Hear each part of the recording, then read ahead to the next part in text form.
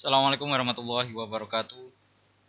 Baik, untuk materi awal di basis data, ini kita akan membahas mengenai bab pertama, yaitu pengenalan atau pendahuluan dari sistem basis data.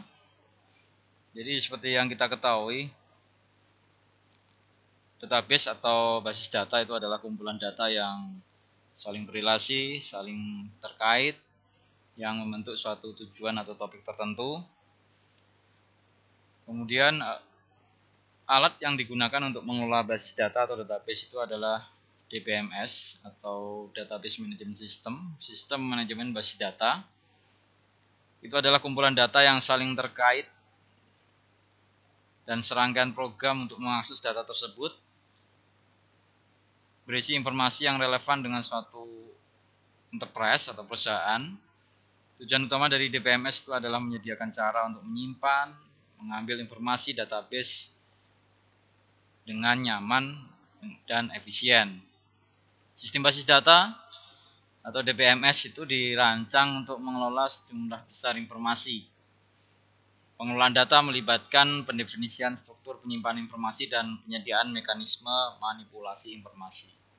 Selain itu, DBMS harus menjamin keamanan informasi yang disimpan, meskipun sistem mengalami kerusakan atau upaya akses yang tidak diinginkan. Dan jika data ingin dibagikan kepada beberapa pengguna, sistem harus menghindari kemungkinan hasil yang tidak sewajarnya. Karena informasi ini sangat penting di sebagian besar organisasi atau enterprise, beberapa ahli komputer telah mengembangkan sejumlah besar konsep dan teknik untuk mengelola data. Ya, konsep dan teknik inilah yang menjadi fokus dari mata kuliah ini ya. Konsep dan teknik dari pengelolaan database. Pada bab pertama ini nanti akan secara singkat memperkenalkan prinsip-prinsip sistem basis data.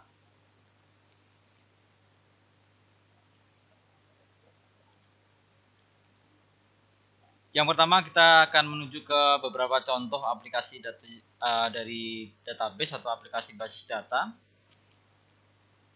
Jadi pada awal tahun 60-an, ini sistem basis data muncul sebagai respon terhadap pengelolaan data komersial yang terkomputerisasi. Aplikasi-aplikasi sebelumnya relatif sederhana dibandingkan dengan aplikasi database modern. Penerapan modern itu artinya mencakup perusahaan-perusahaan di seluruh dunia yang sangat canggih. Semua aplikasi database, baik lama maupun baru, itu memiliki elemen umum yang sama. Aspek inti dari aplikasi ini bukanlah program yang melakukan perhitungan tertentu, melainkan datanya sendiri. Saat ini beberapa perusahaan yang paling bernilai menjadi berharga bukan karena aset fisiknya, melainkan karena informasi yang mereka miliki. Bisa dibayangkan sebuah bank tanpa data rekening dan pelanggannya atau situs sejaring sosial yang kehilangan koneksi antara penggunanya. Nilai perusahaan seperti itu hampir hilang seluruhnya dalam keadaan seperti itu. Di sistem basis data atau database ini digunakan untuk mengelola kumpulan data yang pertama yaitu sangat berharga, pastinya itu ya. Kemudian yang kedua, data yang relatif besar.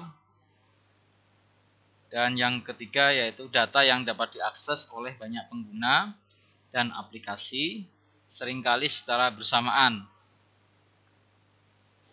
Aplikasi database pertama hanya memiliki data struktur yang sederhana, diformat dengan tepat, dan saat ini aplikasi database dapat mencakup data dengan hubungan yang kompleks dan struktur yang lebih bervariasi. Sebagai contoh, aplikasi dengan data terstruktur bisa dianggap sebagai catatan universitas mengenai mata kuliah, mahasiswa, dan pendaftaran mata kuliah. Universitas sendiri itu menyimpan jenis informasi yang sama tentang masing-masing program studi. Identitas program studi, nama program studi, kemudian jurusan atau program studi, nomor program studi, dan lain-lain. Demikian pula bagi mahasiswa. Mahasiswa punya identitas mahasiswa, yaitu nama, alamat, telepon, dan lain-lain. Pendaftaran program studi juga merupakan sebuah kumpulan pasangan, 1 pengenal mata kuliah, dan 1 pengenal siswa. Informasi semacam ini mempunyai struktur standar yang berulang dan mewakili jenis aplikasi basis data sejak tahun 60-an. Bandingkan aplikasi database universitas sederhana ini dengan situs jejaring sosial. Bisa dibandingkan, pengguna situs memposting berbagai jenis informasi tentang diri mereka mulai dari item sederhana seperti nama atau tanggal lahir hingga postingan kompleks yang terdiri dari teks, gambar, video, dan link ke pengguna lain. Hanya ada sejumlah kecil struktur umum di antara data-data ini. Kedua aplikasi ini bagaimanapun berbagi fitur dasar database. Sistem basis data modern mengeksploitasi kesamaan dalam struktur data untuk mendapatkan efisiensi, tetapi juga memungkinkan data berstruktur lemah dan untuk data yang formatnya sangat bervariasi. Akibatnya, sistem basis data adalah sistem perangkat lunak yang besar dan kompleks yang tugasnya mengelola kumpulan data yang besar dan kompleks. Mengelola kompleksitas merupakan suatu tantangan, tidak hanya dalam pengelolaan data, tetapi juga dalam domain apapun. Kunci pengelolaan kompleksitas adalah konsep abstraksi. Apa yang dimaksud abstraksi? Abstraksi memungkinkan seorang untuk menggunakan perangkat atau sistem yang kompleks tanpa harus mengetahui detail bagaimana perangkat atau sistem tersebut dibangun. Misalnya, seseorang dapat mengendarai mobil dengan mengetahui cara mengoperasikan kendalinya, namun pengemudi tidak perlu mengetahui bagaimana motor atau mobil itu dibuat atau cara pengoperasiannya. Yang perlu diketahui pengemudi hanyalah abstraksi dari apa yang dilakukan oleh mobil tersebut. Demikian pula untuk pengumpulan data yang besar dan kompleks, sistem basis data menyediakan tampilan informasi yang lebih sederhana dan abstrak, sehingga pengguna dan pemegang aplikasi tidak perlu mengetahui detail mendasar tentang bagaimana data disimpan dan diorganisasikan data tersebut. Dengan menyediakan abstraksi tingkat tinggi, sistem basis data memungkinkan suatu perusahaan untuk menggabungkan berbagai jenis data ke dalam gudang informasi terpadu yang diperlukan untuk menjalankan perusahaan. Berikut adalah beberapa aplikasi representatif. Mulai dari informasi perusahaan, enterprise information, dari ada penjualan, ini untuk informasi pelanggan, produk, dan pembelian. Akuntansi, untuk pembayaran, penerimaan, saldo akun, aset, dan yang lainnya. Sumber daya manusia untuk informasi mengenai karyawan, gaji, dan pajak juga ya. Sedangkan untuk manufacturing atau manufaktur ini untuk manajemen rantai pasokan dan untuk melacak produksi barang di pabrik, inventaris barang di gudang dan toko, dan pesanan barang.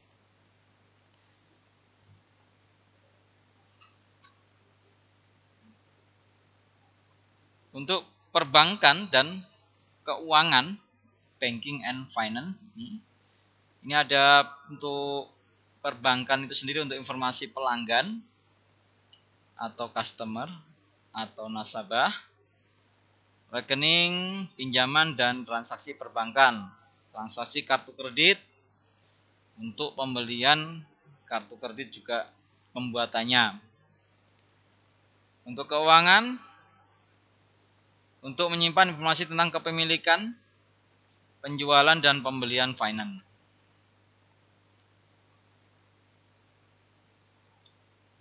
Untuk universitas, di sini ada untuk informasi siswa, pendaftaran kursus, dan nilai.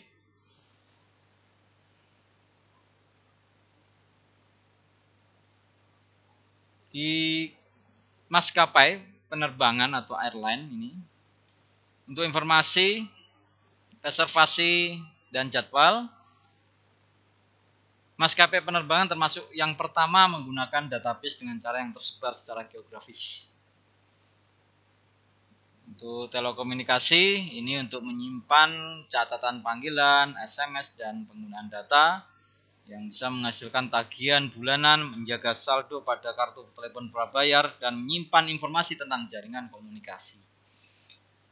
Layanan berbasis web, media sosial untuk menyimpan catatan pengguna, hubungan antar pengguna seperti informasi teman, friend atau follow, kiriman yang dibuat oleh pengguna, peringkat informasi like tentang postingan juga disimpan.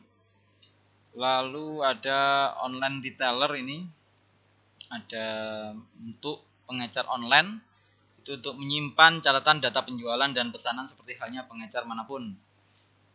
Tetapi juga untuk melacak tampilan produk pengguna, istilah penelusuran dan lain-lain, dengan tujuan mengidentifikasi item terbaik untuk direkomendasikan kepada pengguna tersebut. Iklan online, online advertisement, ya, itu ada untuk menyimpan catatan riwayat klik agar dapat ditargetkan iklan, saran produk, artikel berita, dan lain-lain. Orang-orang yang mengakses database tersebut setiap kali mereka melakukan pencarian web, melakukan pembelian online, atau mengakses situs jaring sosial. Dokumen database, basis data dokumen, ini untuk memelihara koleksi artikel baru, paten, makalah, penelitian yang diterbitkan, dan lain-lain. Yang terakhir ada sistem navigasi, ini untuk menjaga lokasi berbagai tempat menarik seperti rute jalan yang tepat, sistem kereta api, bis, dan lain-lain. Seperti yang diilustrasikan pada daftar tersebut, ya. Database merupakan bagian penting tidak hanya dalam setiap perusahaan, tapi juga dalam sebagian besar aktivitas sehari-hari seseorang. Cara orang berinteraksi dengan database telah berubah seiring waktu. Basis data awal dipertahankan sebagai sistem back office di mana pengguna berinteraksi melalui laporan tercetak dan formulir kertas untuk masukan. Ketika sistem basis data menjadi lebih canggih, bahasa yang lebih baik dikembangkan untuk digunakan pemrogram dalam interaksi dengan data, bersama dengan antarmuka pengguna yang memungkinkan pengguna akhir atau end user dalam perusahaan untuk menanyakan dan memperbarui data. Ketika dukungan untuk interaksi programmer dengan database meningkat dan kinerja perangkat keras, komputer meningkat, bahkan kinerja komputer meningkat bahkan ketika biaya perangkat keras menurun. Muncullah aplikasi yang lebih canggih yang membawa data database ke dalam konteks yang lebih langsung, tidak hanya dengan pengguna akhir dalam suatu perusahaan, tetapi juga dengan masyarakat umum.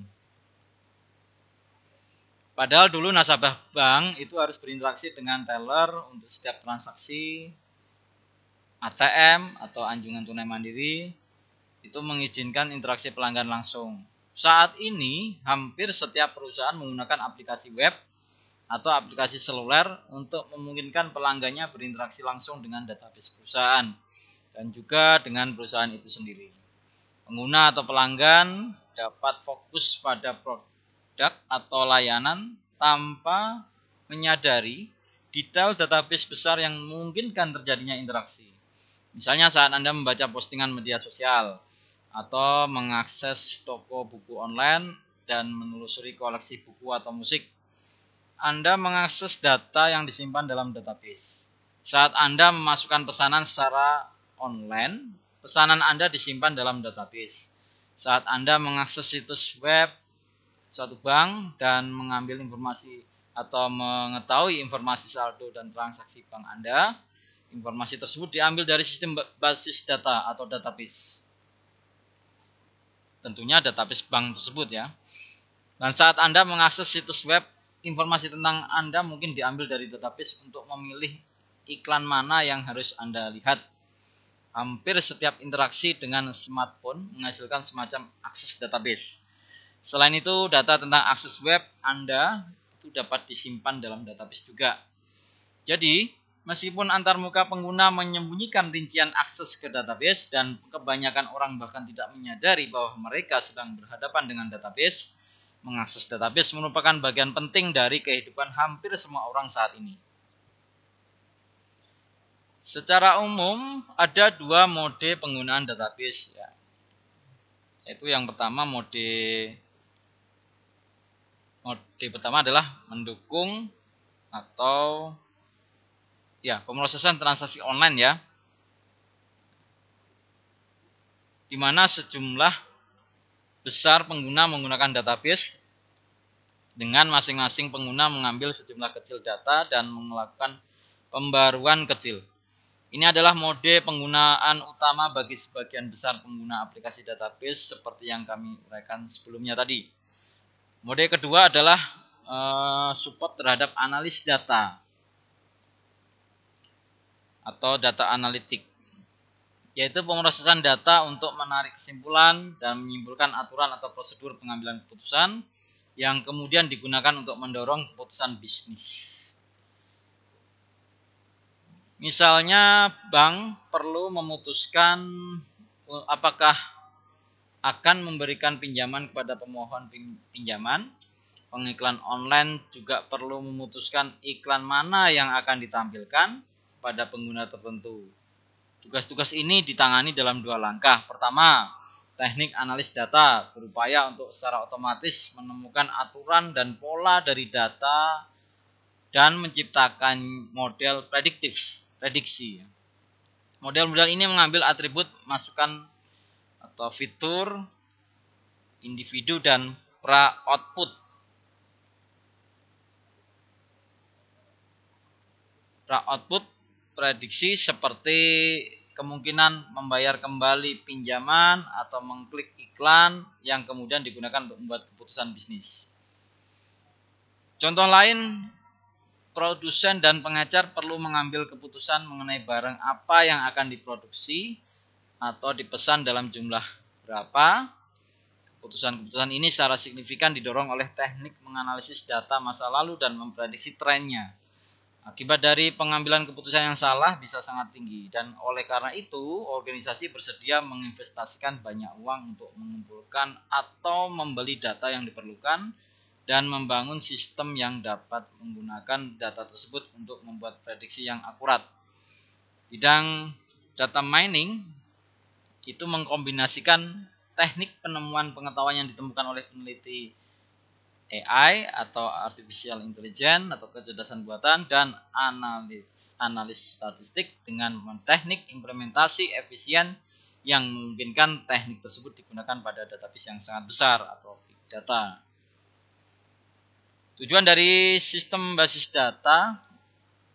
Untuk memahami tujuan sistem basis data, pertimbangkan bagian dari organisasi universitas yang antara lain menyimpan informasi tentang semua instruktur, mahasiswa, departemen, dan penawaran kursus. Salah satu cara untuk menyimpan informasi di komputer adalah dengan menyimpannya dalam file sistem operasi. Untuk memungkinkan pengguna memanipulasi informasi, sistem memiliki sejumlah program aplikasi yang memanipulasi file, termasuk program untuk menambahkan siswa, instruktur, dan perkuliahan atau kursus baru, pendaftaran siswa untuk kursus atau perkuliahan, dan pembuatan daftar nama kelas. Juga untuk menetapkan nilai kepada siswa, menghitung nilai rata-rata, dan menghasilkan transkrip. Programmer mengembangkan program aplikasi ini untuk memenuhi kebutuhan universitas. Program aplikasi baru ditambahkan ke sistem jika diperlukan, misalnya sebuah universitas memutuskan untuk membuat program studi baru.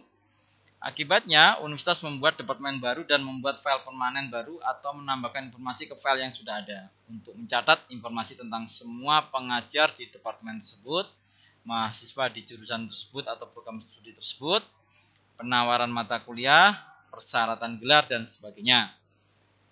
Universitas mungkin harus menulis program baru untuk menangani peraturan khusus untuk program studi baru tersebut. Program baru mungkin juga harus ditulis untuk menangani peraturan baru di universitas. Jadi sering berjalannya waktu, sistem memperoleh lebih banyak file dan lebih banyak program aplikasi. Ini adalah tipikal sistem pemrosesan file yang didukung oleh sistem operasi konvensional. Sistem menyimpan catatan permanen dalam berbagai file dan memerlukan program aplikasi berbeda untuk mengekstrak catatan dari dan menambahkan catatan ke file yang sesuai.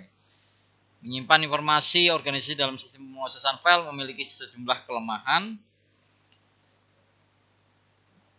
Yang pertama yaitu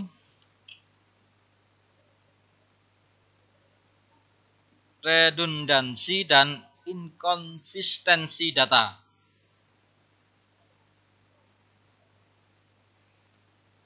Karena programmer yang berbeda membuat file dan program aplikasi dalam jangka waktu yang lama, berbagai file tersebut cenderung memiliki struktur yang berbeda dan program tersebut dapat ditulis dalam beberapa bahasa pemrograman. Selain itu, informasi yang sama dapat diduplikasi di beberapa tempat atau file. Misalnya, jika seorang siswa memiliki jurusan ganda atau jurusan yang double, katakanlah misalnya jurusannya musik dan matematika. Alamat dan nomor telepon siswa tersebut dapat muncul dalam file yang terdiri dari catatan siswa di departemen musik dan dalam file yang terdiri dari catatan siswa di departemen matematika. Redundansi akhirnya ya, ada data ganda. Redundansi ini menyebabkan biaya penyimpanan dan akses yang lebih tinggi. Selain itu, hal ini dapat menyebabkan ketidakkonsistenan data. Artinya, berbagai salinan data yang sama mungkin tidak lagi selaras. Misalnya, alamat siswa yang diubah mungkin hanya terlihat di catatan departemen musik, tetapi tidak di tempat lain dalam sistem tersebut. Yang kedua, kesulitan dalam mengakses data. Misalkan salah satu pegawai universitas perlu mencari tahu nama semua mahasiswa yang tinggal di wilayah kode pos tertentu. Petugas meminta Departemen Pemrosesan Data untuk membuat daftar tersebut. Karena perancang sistem asli tidak mengantisipasi permintaan ini, tidak ada program aplikasi yang dapat memenuhinya, namun ada program aplikasi untuk menghasilkan daftar tersebut untuk semua siswa. Petugas universitas sekarang mempunyai dua pilihan, memperoleh daftar semua mahasiswa dan mengekstrak informasi yang diperlukan secara manual, atau meminta seorang programmer untuk menulis program aplikasi yang diperlukan. Kedua alternatif tersebut jelas tidak memuaskan. Misalkan program tersebut ditulis dan beberapa hari kemudian petugas yang sama perlu memangkas daftar tersebut agar hanya memasukkan siswa yang mengambil setidaknya 60 jam kredit. Seperti yang diharapkan, program untuk menghasilkan daftar seperti itu tidak ada. Sekali lagi, petugas mempunyai dua pilihan sebelumnya, namun keduanya tidak memuaskan. Intinya di sini adalah bahwa lingkungan pemrosesan file konvensional tidak memungkinkan data yang diperlukan diambil dengan cara yang mudah dan efisien. Sistem pengambilan data yang lebih responsif diperlukan untuk penggunaan umum. Yang ketiga, ini data isolation atau isolasi data. Karena data tersebar di berbagai file dan file mungkin dalam format berbeda, menulis program aplikasi baru untuk mengambil data yang sesuai itu menjadi sulit. Yang keempat, ini ada masalah integritas. Nilai data yang tersimpan dalam database harus memenuhi tipe tertentu. Ini termasuk kendala konsistensi ya. Misalkan universitas mempunyai rekening untuk setiap departemen dan mencatat jumlah saldo setiap rekening. Misalkan juga universitas mengharuskan saldo rekening di suatu departemen tidak boleh berada di bawah 0. Pengembang menegakkan batasan atau constraint ini dalam sistem dengan menambahkan kode yang sesuai di berbagai program aplikasi. Namun ketika batasan-batasan baru ditambahkan, sulit untuk mengubah program untuk menjalankannya. Misalnya bertambah ketika melibatkan beberapa item data dari file yang berbeda. Integritas data ini ya. Yang berikutnya masalah atomisitas, atomicity of update. Sistem komputer seperti perangkat lainnya dapat mengalami kegagalan. Dalam banyak aplikasi sangat penting jika terjadi kegagalan, data dikembalikan ke keadaan konsisten yang ada sebelum kegagalan. Bayangkan sistem perbankan dengan program untuk mentransfer $500 misalnya ya. Dari rekening ke A ke rekening B. Jika kegagalan sistem terjadi selama pelaksanaan program, kemungkinan 500.000 telah dihapus dari saldo akun A, tetapi tidak dikreditkan ke saldo akun B, mengakibatkan keadaan database tidak konsisten. Jelasnya konsistensi basis data sangat penting agar kredit dan debit terjadi atau keduanya tidak terjadi. Artinya transfer dana itu harus atomicity. Itu harus terjadi secara keseluruhan atau tidak sama sekali. Sulit untuk memastikan atomisitas dalam sistem pemrosesan file yang konvensional. Yang berikutnya ada anomali akses bersamaan atau concurrent access by multiple user. Demi kinerja sistem secara keseluruhan dan respon yang lebih cepat, banyak sistem memungkinkan banyak pengguna memperbarui data secara bersamaan. Memang benar saat ini pengguna internet terbesar mungkin memiliki jutaan akses per hari terhadap data yang mereka dapatkan. Dalam lingkungan seperti itu, interaksi pembaruan sewa secara bersamaan mungkin terjadi dan dapat mengakibatkan data tidak konsisten. Bisa dibayangkan akun A dengan saldo $10.000. Jika dua pegawai bank mendebit saldo rekening misalnya $500 dan $100 masing-masing dari rekening tersebut, dari rekening A, pada saat yang hampir bersamaan, hasil eksekusi secara bersamaan dapat menyebabkan saldo akun berada dalam keadaan yang salah atau tidak konsisten. Misalkan program yang dijalankan atas nama masing-masing penarikan membaca saldo lama, mengurangi nilai tersebut dengan jumlah yang ditarik dan menulis kembali hasilnya. Jika kedua program dijalankan secara bersamaan, keduanya dapat membaca nilai 10.000 dan menulis kembali 9.500 karena tadi di debit 500 dan 100 ya. Kalau 500 berarti kan tinggal 9.500. Kalau diambil 100 berarti kan tinggal 9.900. Jadi tergantung mana yang menulis nilai terakhir gitu ya. Jadi ada pengguna yang bersamaan saling sama-sama mengurangi saldo 10.000 ini, tergantung nanti yang diakses yang mana dulu. Nah, inilah kesulitan dalam file konvensional ini ya. Untuk mencegah kemungkinan ini, sistem harus mempertahankan beberapa bentuk pengawasan. Namun pengawasan sulit dilakukan karena data dapat diakses oleh banyak program aplikasi berbeda yang belum terkoordinasi sebelumnya. Contoh lain, misalnya program pendaftaran menyimpan jumlah siswa yang terdaftar pada suatu mata kuliah untuk menerapkan batasan jumlah siswa yang terdaftar. Ketika seorang siswa mendaftar, program membaca jumlah mata kuliah saat ini, memverifikasi bahwa jumlah tersebut belum mencapai batas, menambahkan 1 ke jumlah tersebut, dan menyimpan kembali jumlah tersebut dalam database. Misalkan 2 siswa mendaftar secara bersamaan dengan hitungan posisi jumlah siswa pada sebuah mata kuliah 39. Kedua eksekusi program mungkin membaca nilai 39 dan keduanya kemudian menuliskan 40, yang menyebabkan peningkatan yang salah hanya 1. Meskipun 2 siswa berhasil mendaftar untuk kursus tersebut dan hitungannya harus 41, selanjutnya misalkan batas pendaftaran kursus adalah 40, dalam kasus di atas kedua siswa dapat mendaftar sehingga melanggar batas yang harusnya maksimum 40 siswa. Karena waktu itu dua-duanya saling mendaftar sehingga ya menambah jadi 2 mahasiswa, semula 39 jadi 42. Nah, ini yang akhirnya menjadi tidak terkontrol ya akses secara bersamaan itu ya. Yang terakhir masalah keamanan. Tidak semua pengguna sistem database dapat mengakses ke semua data. Nah, itu yang di database ya. Misalnya di universitas, petugas pengajian hanya perlu melihat bagian database yang berisi informasi keuangan.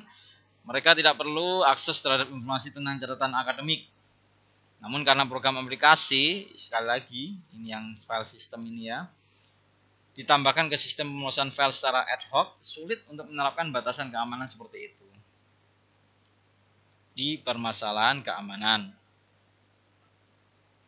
Kesulitan-kesulitan ini antara lain mendorong pengembangan awal sistem basis data dan transisi aplikasi berbasis file ke sistem basis data pada tahun 1960-an dan 1970-an.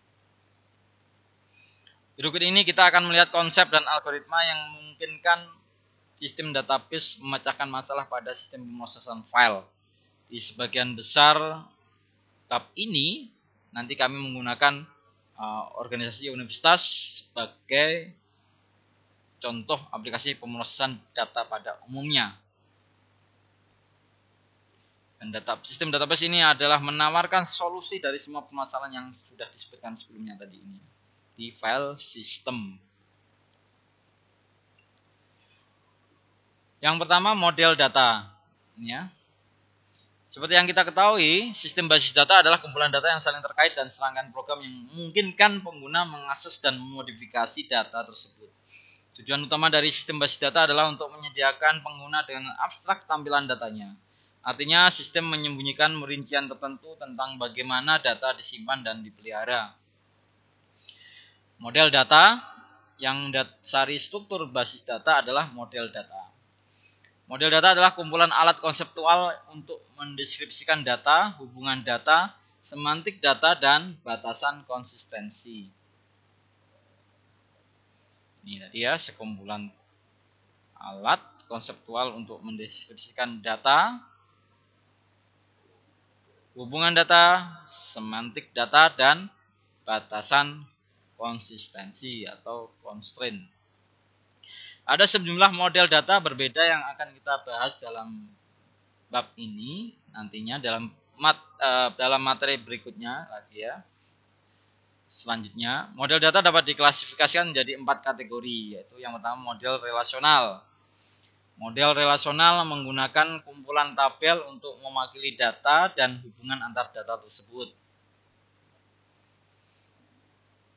Setiap tabel memiliki beberapa kolom dan setiap kolom memiliki nama yang unik.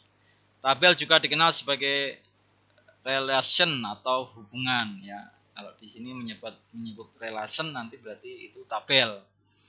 Model relasional adalah contoh model berbasis catatan. Model berbasis rekaman dinamakan demikian karena dinamakan berbasis catatan atau rekaman atau record. Itu karena basis data disusun dalam beberapa tipe record berformat tetap.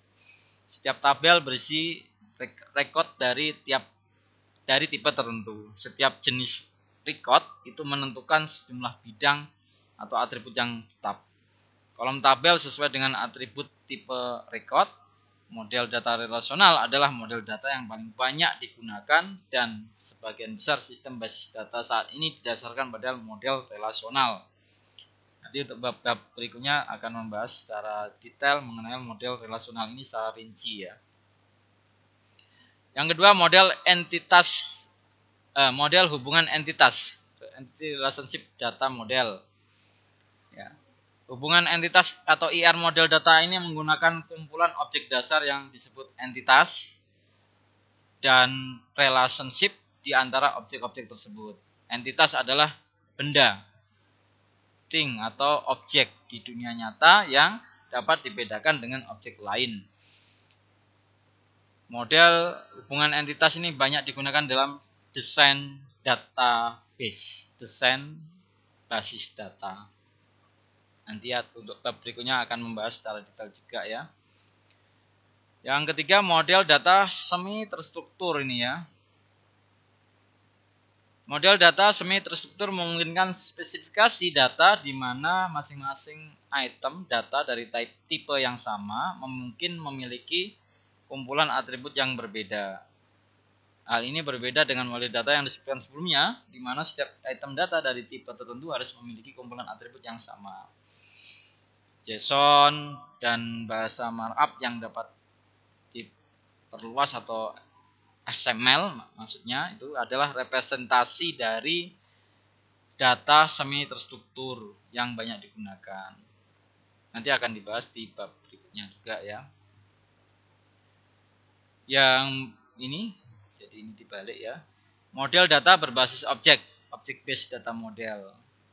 Pemrograman berorientasi objek, terutama di Java, C++ atau C#, telah menjadi metodologi pengembangan perangkat lunak yang dominan. Hal ini pada awalnya mengarah pada pengembangan model data berorientasi objek yang berbeda. Namun saat ini konsep objek terintegrasi dengan baik ke dalam database relasional. Standar ada untuk menyimpan objek dalam tabel relasional Dan sistem basis data memungkinkan prosedur disimpan dalam sistem basis data dan dijalankan oleh sistem basis data. Hal ini dapat dilihat sebagai perluasan model relasional dengan pengertian enkapsulasi, metode, dan identitas objek. Nanti juga akan ada di bab berikutnya. Sebagian besar nanti materi ini difokuskan pada model relasional karena model ini berfungsi sebagai landasan bagi sebagian besar aplikasi database. Kita masuk ke model data relasional. Ya. Dalam model relasional, data direpresentasikan dalam bentuk tabel. Setiap tabel memiliki beberapa kolom dan setiap kolom memiliki nama unik. Setiap baris tabel mewakili satu informasi.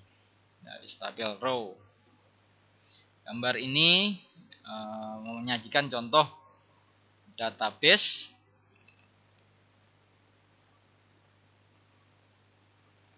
relasional yang terdiri dari dua tabel. Satu, menunjukkan rincian pengajar atau instruktur universitas, dan lain-lainnya menunjukkan rincian berbagai departemen dari universitas tersebut. Tabel pertama, tabel instruktur atau pengajar, itu menunjukkan bahwa misalnya bahwa seorang instruktur bernama Einstein dengan tanda ID-nya 22222, itu seorang jadi pengajar di Departemen Fisik dan memiliki gaji tahunan 95 atau 90.000 dolar. 95.000 dolar. Tentu saja universitas di dunia nyata akan memiliki lebih banyak departemen dan instruktur. Kami menggunakan tabel kecil ini dalam materi ini untuk mengilustrasikan konsep saja ya, supaya mudah dipahami. Contoh yang lebih besar untuk skema yang sama nanti tersedia di online ya. Jadi harusnya ini tidak hanya 4 kolom ini, tapi pastinya akan lebih banyak kolom-kolom lagi untuk tabel instruktur. Tapi karena untuk ilustrasi saja, maka dibuat hanya 4 kolom saja. Abstraksi data agar sistem dapat digunakan.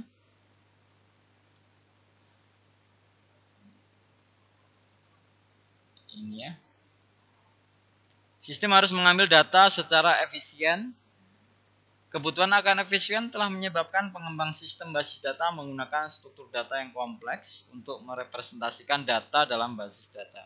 Karena banyak pengguna sistem database atau basis data tidak terlatih dengan komputer, pengembang menyembunyikan kompleksitas dari pengguna melalui berbagai tingkatan abstraksi data untuk menyederhanakan interaksi pengguna dengan sistem. Yang pertama tingkat fisik ya, atau level fisik, physical level. Ini tingkat abstraksi paling rendah, itu yang menjelaskan bagaimana data sebenarnya disimpan secara fisik. Tingkat fisik menggambarkan struktur data tingkat rendah yang kompleks secara rinci. Naik kedua, tingkat logical level. Tingkat abstraksi berikutnya yang lebih tinggi menjelaskan data apa yang disimpan dalam database dan hubungan apa yang ada di antara data tersebut. Tingkat logik ini menggambarkan keseluruhan database dalam bentuk sejumlah kecil struktur yang relatif sederhana. Meskipun implementasi struktur sederhana pada tingkat logik mungkin melibatkan struktur tingkat fisik yang kompleks. Pengguna tingkat logik tidak perlu menyadari kompleksitas ini. Ini yang disebut sebagai data fisik independen.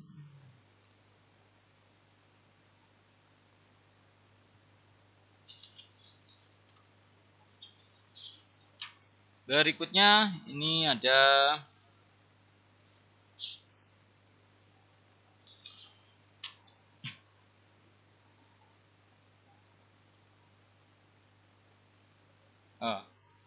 level fisik atau logical fisik itu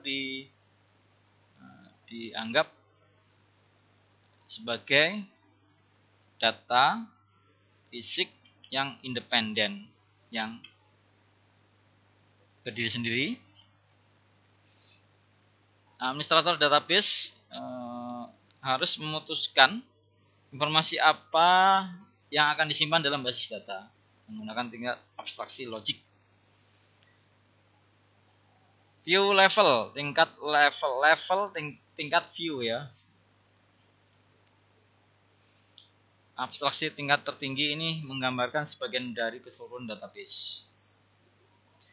Meskipun tingkat logik menggunakan struktur yang lebih sederhana, kompleksitas tetap ada karena beragamnya informasi yang disimpan dalam database yang besar. Banyak pengguna sistem basis data tidak memerlukan semua informasi ini. Sebaliknya, mereka hanya mengakses sebagian dari database. Tingkat tampilan abstraksi ada untuk menyederhanakan interaksinya dengan sistem. Sistem mungkin menyediakan banyak tampilan untuk database yang sama. Gambar 1-2 ini menunjukkan 3 tingkat abstraksi ya. Fitur penting dari model data seperti model relasional itu adalah bahwa model tersebut menyembunyikan detail implementasi tingkat rendah tidak hanya dari pengguna database tapi bahkan dari pengguna database pengembang aplikasi maksudnya dari pengembang aplikasi database juga ya.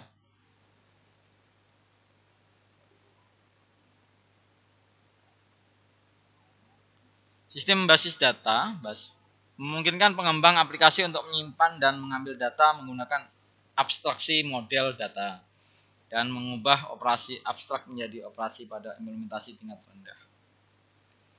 Analogi konsep tipe data dalam bahasa pemrograman dapat memperjelas perbedaan antar tingkat abstraksi. Banyak bahasa pemrograman tingkat tinggi mendukung gagasan tipe terstruktur. Kami dapat mendeskripsikan jenis record secara abstrak sebagai berikut. Ini ya. Ini tadi penjelasan yang tadi.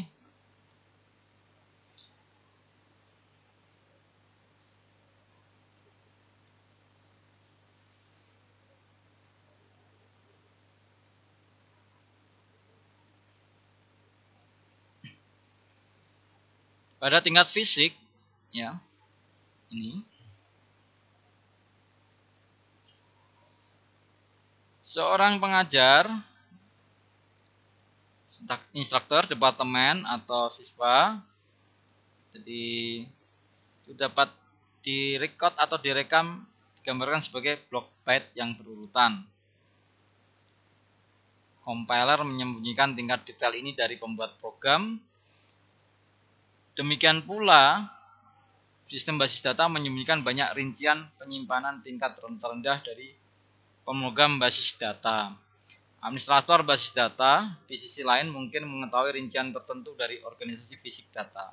Misalnya ada banyak cara untuk menyimpan tabel dalam file. Salah satu caranya adalah dengan menyimpan tabel sebagai rangkaian rekaman atau record dalam sebuah file dengan karakter khusus seperti koma yang digunakan untuk membatasi perbedaan pada atribut rekaman atau record dan karakter khusus lainnya seperti karakter baris dapat digunakan untuk membatasi record tersebut.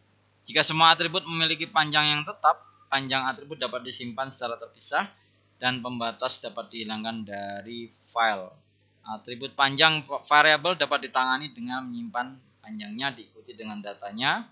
Basis data menggunakan jenis struktur data yang disebut indeks untuk mendukung pengambilan catatan secara efisien.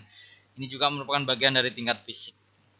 Pada tingkat logik, setiap record tersebut dijelaskan oleh definisi tipe seperti pada segmen kode sebelumnya. Keterkaitan jenis record ini juga ditentukan pada tingkat logik. Suatu persyaratan bahwa nama departemen nilai dari nama departemen itu harus muncul di tabel departemen. Jadi ada keterkaitan antara nama departemen yang ada di si instruktur itu harus juga ada di nama departemen yang ada di tabel departemen. Pemrogram yang menggunakan bahasa pemrograman bekerja pada tingkat abstraksi ini, demikian pula administrator basis data biasanya bekerja pada tingkat abstraksi ini ya, di abstraksi logik ya. Terakhir pada tingkatan tampilan atau view, itu pengguna komputer melihat sekumpulan program aplikasi yang menyembunyikan detail tipe data. Pada tingkat tampilan, beberapa tampilan database ditentukan dan pengguna database melihat beberapa atau semua tampilan ini. Selain menyembunyikan detail tingkat logik database, tampilan juga menyediakan mekanisme keamanan untuk mencegah pengguna mengakses bagian tertentu dari database. Misalnya, ada seorang petugas di kantor registrasi universitas, itu hanya dapat melihat bagian database yang berisi informasi tentang mahasiswa saja. Mereka tidak dapat mengakses informasi tentang gaji dari pegawai atau dosen.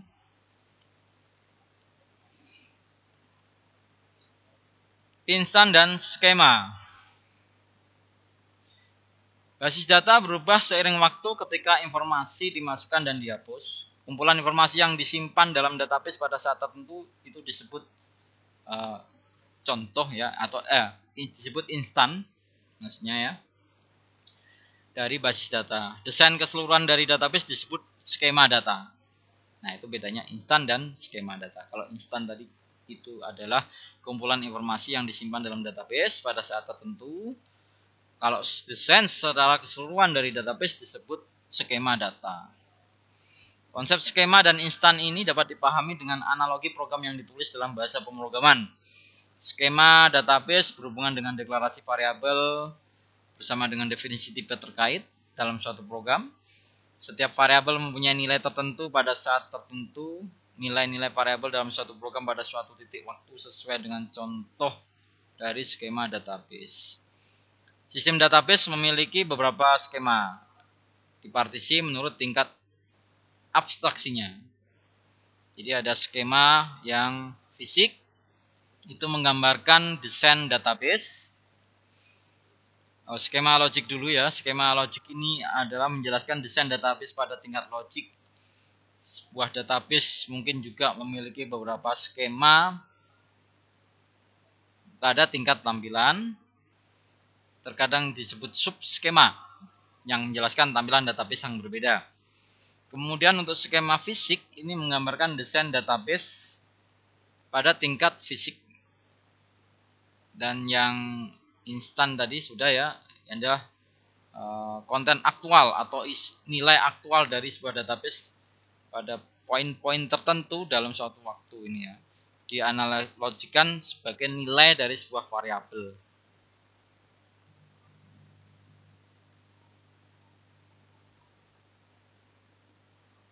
Jadi ketika skema tersebut, skema logik adalah yang paling penting dalam hal pengaruhnya terhadap program aplikasi, karena pemrogram membangun aplikasi dengan logika ya, dengan logik skema atau skema logik.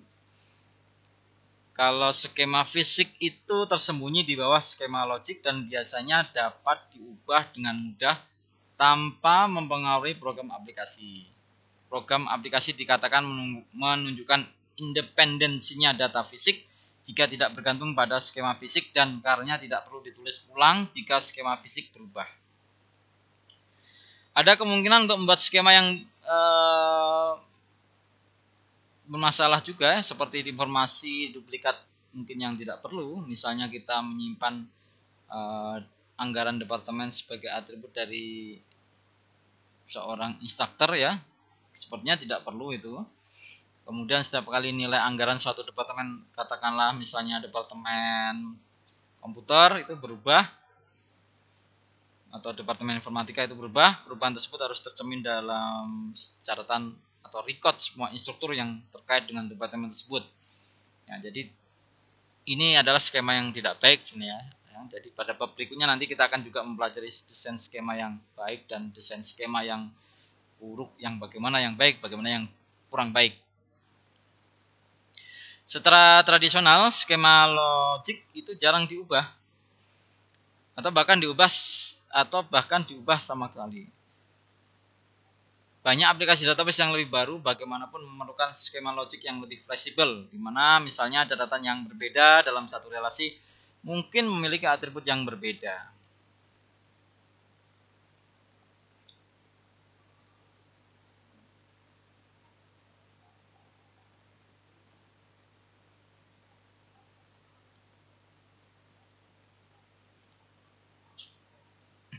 Data definition language atau database, bahasa database atau bahasa definisi data ya, atau data definition language.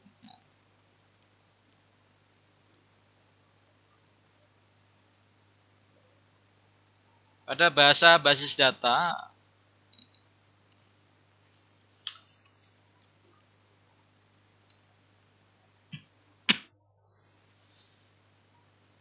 jadi sistem basis data itu menyediakan DDL, Data Definition Language, untuk menentukan skema database, dan DML nanti untuk mengekspresikan query basis data dan mungkin ada yang terkini ya, update-nya ya. Dalam prakteknya DDL dan DML ini bukanlah dua bahasa yang terpisah. Sebaliknya mereka hanya membentuk bagian dari suatu bahasa database seperti SQL. Hampir semua sistem database relasional menggunakan bahasa SQL. Intinya yang akan juga dibahas di bab-bab berikutnya. Juga ada di praktikum basis data. Yang pertama database ini ya, Data Definition Language. Kita menentukan skema database dengan serangkaian definisi yang diungkapkan oleh bahasa khusus yang disebut bahasa definisi data atau Data Definition Language. DML ini juga digunakan untuk menentukan properti tambahan dari data. Jadi ketika kita menentukan struktur penyimpanan dan metode akses yang digunakan oleh sistem basis data dengan serangkaian pernyataan dalam tipe yang khusus, DDL disebut juga penyimpanan dari definisi database ya. Pernyataan ini mendefinisikan rincian implementasi skema database yang biasanya disembunyikan dari pengguna. Karena pengguna hanya menggunakan database saja, tidak diperlukan untuk mengetahui tidak skema database-nya ya, atau skema tabelnya ya. Nilai data yang disimpan dalam database itu harus juga memenuhi batasan konsistensi tertentu. Misalnya, universitas mengharuskan saldo rekening suatu program studi tidak boleh 0 atau negatif. DDL menyediakan fasilitas untuk menentukan batasan tersebut ya, Data Definition Language ya. Secara umum batasan dapat berupa predikat apapun yang berkaitan dengan database. Namun pengujian predikat yang mungkin memerlukan biaya yang lebih tinggi ya. Dengan demikian, sistem database hanya menerapkan batasan integritas yang dapat diuji dengan overhead minimal. Batasan domain ini ya. Domain nilai yang mungkin harus dikaitkan dengan setiap atribut, misalnya tipe bilangan bulat, tipe karakter, tipe tanggal atau waktu. Mendeklarasikan suatu atribut sebagai domain tertentu bertindak sebagai batasan pada nilai-nilai yang dimiliki ya. Batasan domain adalah bentuk batasan integritas yang paling dasar. Oleh sistem, setiap kali item data baru dimasukkan ke dalam database, akan dicek batasan domainnya. Integritas referensial nih ya. Ada kasus yang pertama konsen batasan domain tadi ya, yang kedua. Jadi ini adalah merupakan batasan constraint yang diterapkan oleh sistem basis data dan diuji secara minimal ya. Jadi yang pertama tadi batasan domain. Lalu yang kedua adalah referential integrity atau integritas referensial. Apa yang dimaksud dengan referential integrity ini ada suatu kasus di mana kita ingin memastikan bahwa nilai yang muncul di satu relasi untuk sekumpulan atribut tertentu juga muncul di kumpulan atribut tertentu di relasi lain, yang dinamakan integritas referensial.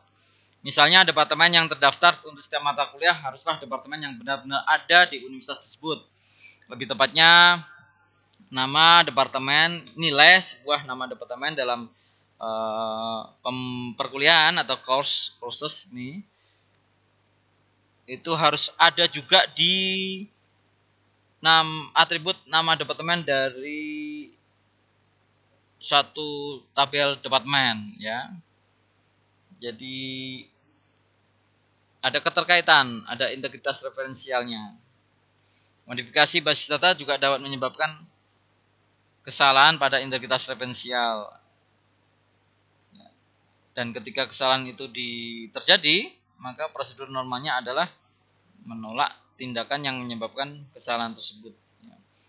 Jadi ketika ada perubahan pada suatu nama departemen, langsung kita tidak bisa langsung mengubah nama prodinya itu di sebuah mata kuliah gitu ya. Tapi kita harus mengubahnya di tabel nama prodinya, tabel prodi itu sendiri. Yang ketiga ada authorization atau otorisasi. Kita mungkin membedakan di antara para pengguna sejauh jenis akses yang mereka izinkan pada berbagai nilai data dalam database. Perbedaan ini dinyatakan dalam bentuk otorisasi. Yang paling umum adalah membaca otorisasi yang memungkinkan pembacaan namun tidak dapat memodifikasi data. Lalu kalau read authorization atau membaca tadi sudah ya. Kalau kemudian ada satu lagi ada update authorization, ini juga otorisasi pembaruan. Juga ada yang sebelumnya ada insert authorization. Itu adalah yang memungkinkan penyisipan data baru namun tidak dapat mengubah data yang sudah ada. Kalau update authorization atau otorisasi perubahan ini mengizinkan modifikasi namun tidak menghapus data. Dan yang terakhir ada delete authorization atau otorisasi hapus, ini memungkinkan penghapusan data. Kita dapat menetapkan semuanya, tidak satupun dari otorisasi itu atau kombinasi dari jenis-jenis otorisasi itu kepada pengguna. Nah, nanti juga akan ada itu untuk user pengguna database ya. Pengolahan dari statement DDL sama seperti bahasa pemrograman lainnya menghasilkan beberapa keluaran dari DDL ditempatkan di namanya kamus data atau metadata. Kamus data atau dictionary yang berisi metadata tentang data. Kamus data dianggap sebagai tipe tabel khusus yang dapat diakses dan diperbarui hanya oleh sistem database itu sendiri, bukan pengguna biasa. Sistem basis data berkonsultasi dengan kamus data sebelum membaca atau memodifikasi data aktualnya. Lalu ada ini DML tadi sudah, ini ya data definition language, ini SQL-nya nanti kita akan lihat ya. Jadi masih di sini ya. SQL menyediakan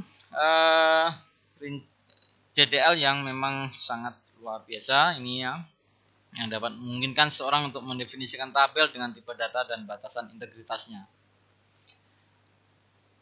Misalnya ini statement DDL SQL berikut ini ya, mendefinisikan departemen atau mendeklarasikan ini ya, tabel instructor. Ada ID, name, departemen name, salarinya.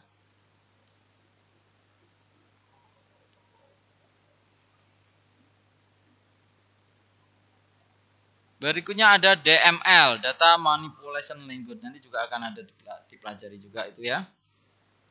Ini bahasa yang memungkinkan pengguna mengakses atau memanipulasi data sebagaimana diatur oleh model data yang sesuai. Jenis aksesnya adalah yang pertama pengambilan informasi yang disimpan dalam database, memasukkan informasi baru ke dalam database, menghapus informasi dari database, dan memodifikasi informasi yang disimpan dalam database. Pada dasarnya ada dua jenis bahasa manipulasi data ini ya. Ada dua jenis DML, yaitu prosedural DML, itu mengharuskan pengguna untuk menentukan data apa yang diperlukan dan bagaimana untuk mendapatkan data tersebut. Sedangkan deklaratif DML itu disebut non prosedural ya. Ini mengharuskan pengguna untuk menentukan data apa yang diperlukan tanpa menentukan cara bagaimana mendapatkan data tersebut. Deklaratif DML biasanya lebih mudah dipelajari dan digunakan daripada prosedural ya. Deklaratif DML itu lebih mudah dipelajari dan lebih banyak digunakan daripada prosedural DML. Namun karena pengguna tidak harus menentukan cara mendapatkan data, sistem database harus mencari cara yang efisien untuk mengakses datanya.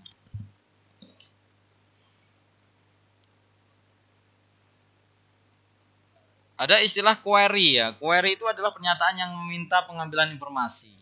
Bagian dari DML, bagian dari sebuah DML yang melibatkan pengambilan informasi disebut bahasa query atau query language. Meskipun secara teknis penggunaan istilah tersebut salah, tapi penggunaan istilah tersebut merupakan praktek umum atau yang sudah biasa diucapkan ya, bahasa query dan DML secara sinonim. Ada sejumlah bahasa query database yang digunakan baik secara komersial atau eksperimental. Nanti juga akan dipelajari di bab-bab berikutnya ini. Mempelajari bahasa query yang paling banyak digunakan yaitu SQL.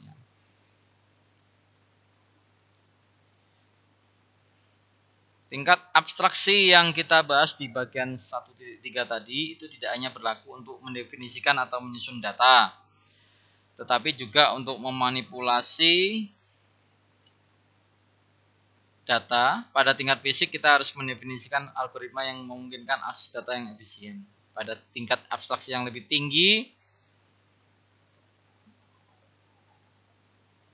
juga menekankan kemudahan penggunaannya. Tujuannya adalah untuk memungkinkan berinteraksi secara efisien dengan sistem.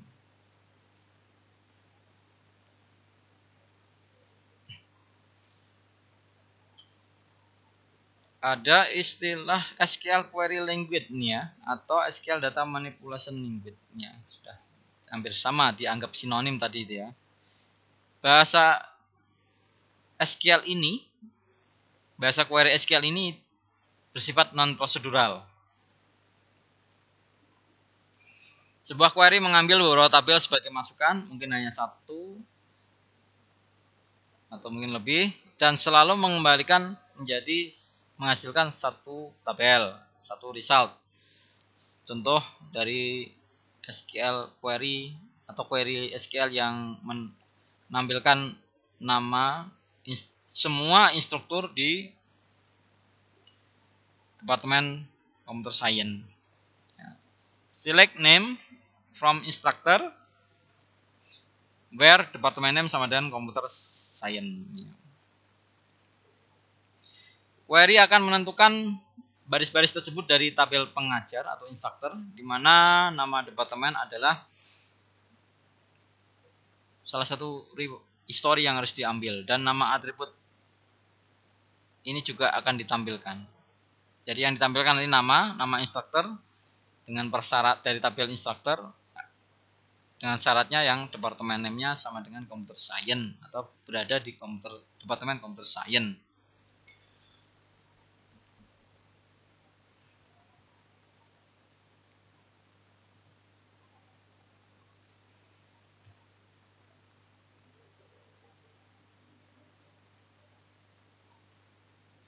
Akses database dari ini program aplikasi. Bahasa query non-procedural seperti SQL itu tidak seperti mesin Turing ya, tidak sekuat atau tidak seperti mesin Turing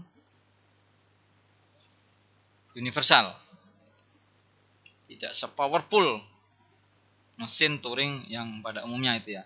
Yaitu ada beberapa komputasi yang dapat dilakukan dengan menggunakan bahasa penghukuman dengan tujuan umum, tetapi tidak dapat dilakukan query query-nya ya. SQL juga tidak mendukung tindakan seperti input dari pengguna, keluaran ke tampilan, atau komunikasi melalui jaringan. Perhitungan dan tindakan tersebut harus ditulis dalam aturan bahasa seperti C#, atau C, Java, atau Python dengan ditanamkannya SQL query yang mengakses data dalam database. Jadi program aplikasi itu adalah program yang digunakan untuk berinteraksi dengan database dengan cara ini. Contoh dalam sistem universitas adalah program yang memungkinkan siswa untuk mendaftar kursus, membuat daftar nama kelas, menghitung IPK, menghasilkan cek gaji, dan melakukan tugas lainnya. Untuk mengakses basis data, pernyataan DML perlu dikirim dari host ke database tempat pernyataan tersebut akan dieksekusi. Hal ini paling sering dilakukan dengan menggunakan antarmuka program aplikasi yang dapat digunakan untuk mengirim dan menyatakan ya, mengirim dan DML dan statement DML-nya dari data ke database dan menghasilkan result atau hasil ya. Konektivitas Open Database standar mendefinisikan antarmuka program aplikasi untuk digunakan dengan C dan beberapa bahasa lainnya. Konektivitas basis data Java itu standar yang standarnya mendefinisikan antarmuka yang sesuai untuk bahasa Java. Kita ke database design tadi sudah ini.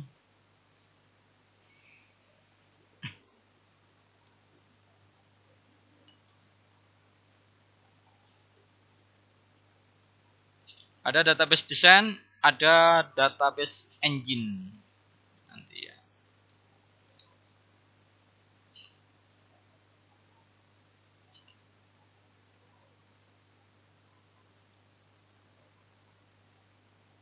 Database design ini adalah proses untuk mendesain struktur secara umum dari database. Dirancang untuk mengolah sejumlah besar informasi.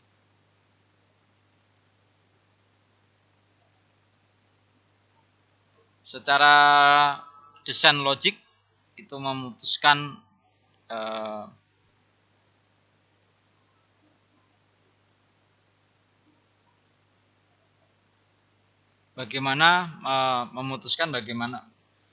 diputuskan oleh di skema database. Jadi desain database itu membutuhkan cara bagaimana kita dapat mencari atau menemukan kumpulan skema relasi yang terbaik atau yang baik. Sistem basis data itu dirancang untuk mengelola sejumlah besar informasi. Kumpulan informasi yang besar ini tidak ada secara terpisah. Mereka adalah bagian dari operasi beberapa perusahaan yang produk akhirnya mungkin berupa informasi dari database atau mungkin beberapa perangkat atau layanan di mana database hanya memainkan peran pendukung.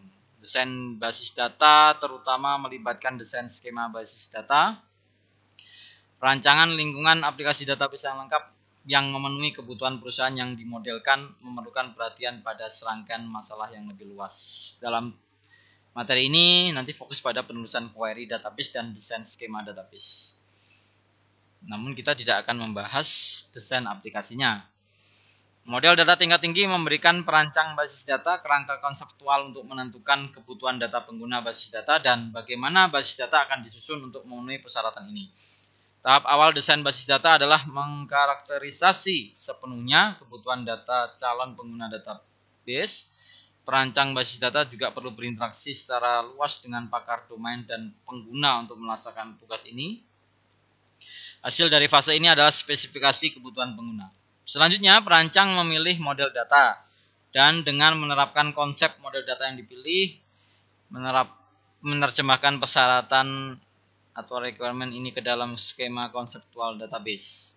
Skema berkembang pada saat ini yaitu desain konseptual. Fase ini memberikan gambaran rinci tentang perusahaan. Perancang meninjau skema untuk memastikan bahwa semua persyaratan data benar-benar terpenuhi.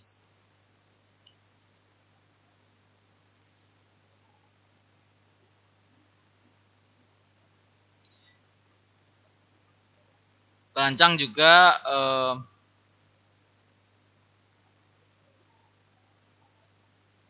memastikan bahwa semua persyaratan data benar-benar terpenuhi dan tidak bertentangan satu sama lain. Perancang juga dapat memeriksa desain untuk menghilangkan fitur-fitur yang berlebihan. Fokus pada titik ini adalah mendeskripsikan data dan hubungannya, bukan menentukan detail penyimpanan fisik.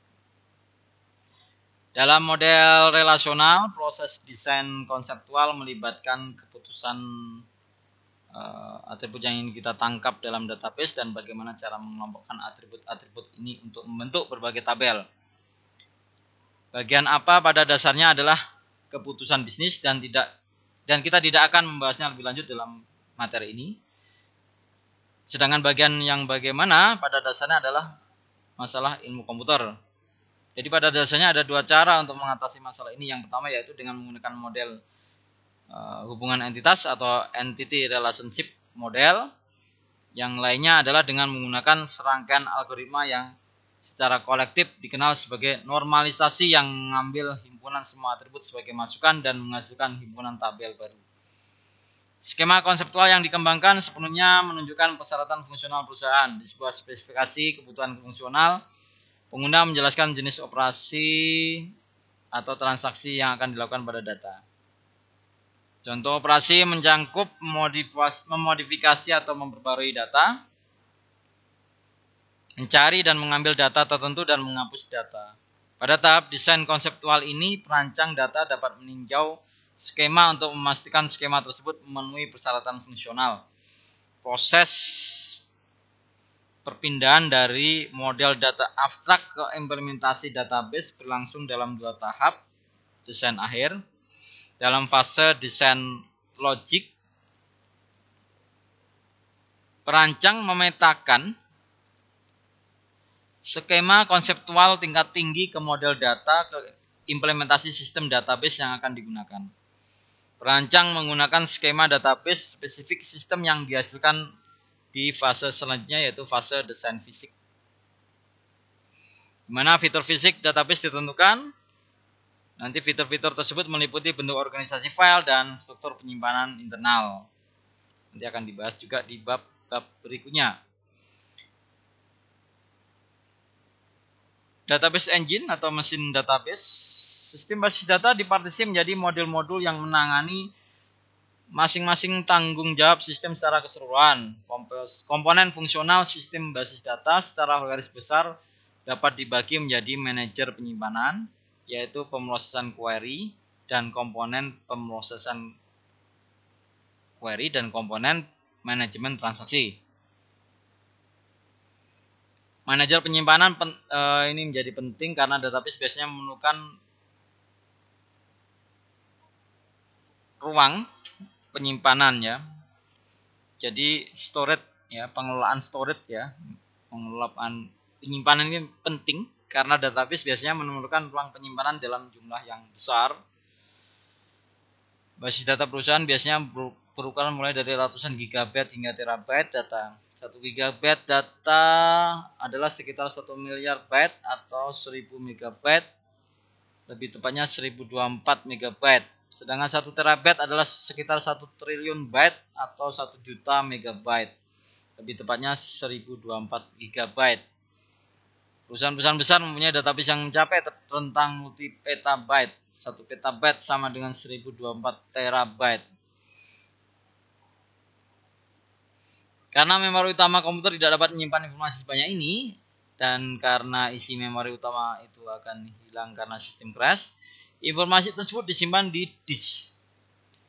Data dipindahkan antara penyimpanan disk dan memori utama sesuai kebutuhan. Karena pergerakan data ke dan dari disk relatif lambat dibandingkan dengan kecepatan unit pemrosesan pusat atau Central Processing Unit. Sistem database harus menyusun data sedemikian rupa untuk meminimalkan kebutuhan untuk memindahkan data antara disk dan memori utama. Semakin banyak SSD yang digunakan untuk penyimpanan database, SSD lebih cepat dibandingkan hard disk tradisional, namun juga pastinya harganya lebih mahal.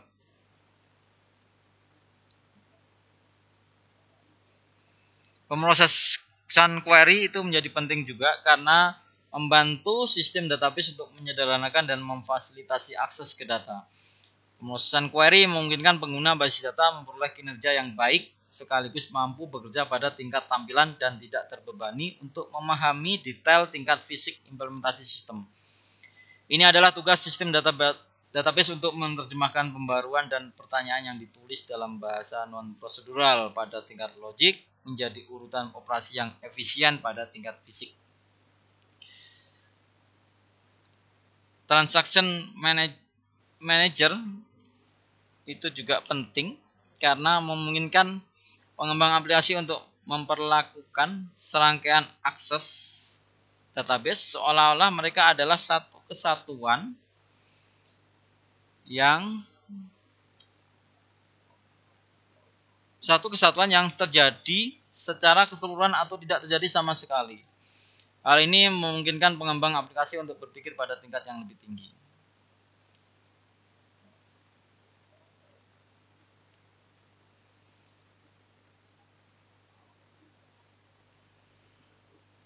Manajer penyimpanan atau storage manager. Storage manager ini adalah komponen sistem basis data yang menyediakan antarmuka antara data tingkat rendah yang disimpan dalam basis data dan program aplikasi serta query yang dikirimkan ke sistem. Storage manager bertanggung jawab atas interaksi dengan file manager. Data mentah disimpan di disk menggunakan sistem file yang disediakan oleh sistem operasi. Storage manager menerjemahkan berbagai macamnya pernyataan DML menjadi perintah sistem file tingkat rendah. Dengan demikian, storage manager bertanggung jawab untuk menyimpan, mengambil, dan memperbarui data dalam database. Komponen storage manager itu meliputi ini, manajer otorisasi dan integritas yang menguji kepuasan batas dari integritas dan memeriksa otoritas pengguna untuk mengakses data. Manajer transaksi yang memastikan bahwa database tetap dalam keadaan konsisten atau benar meskipun terjadi kegagalan dalam sistem. Dan eksekusi transaksi bersamaan berlangsung tanpa konflik. File manager atau manager file itu mengatur alokasi ruang pada penyimpanan disk dan struktur data yang digunakan untuk mewakili informasi yang disimpan di disk. Dan yang terakhir adalah manager buffer atau buffer manager. Ini bertanggung jawab untuk mengambil data dari penyimpanan disk ke memori utama dan memutuskan data apakah yang akan disimpan dalam cache memori utama. Buffer manager adalah bagian penting dari sistem basis data karena memungkinkan basis data menangani ukuran data yang jauh lebih besar daripada ukuran memori utamanya. Manager storage atau storage manager ini mengimplementasikan beberapa struktur data sebagai bagian dari implementasi sistem fisik. Yang pertama yaitu file data yang menyimpan database itu sendiri. Yang kedua kamus data dictionary yang menyimpan metadata tentang struktur database, khususnya skema database. Dan yang ketiga adalah index